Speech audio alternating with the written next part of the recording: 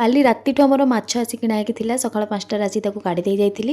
ଆଉ 7ଟା ବେଳେ ଆସିକି ତାକୁ ଟିକେ କଟାକଟି କରି ଭାଜିକି ଥୋଇ ଦେଇକି ମୁଁ ଚାଲିଲି ଗାଧେଇ ଗଲା ବେଳକୁ ମୋ ସ୍ୱାମୀ ଏଠି କିଛି କପଡ଼ା ରଖିଥିଲେ ସଫା କରିବା ପାଇଁ।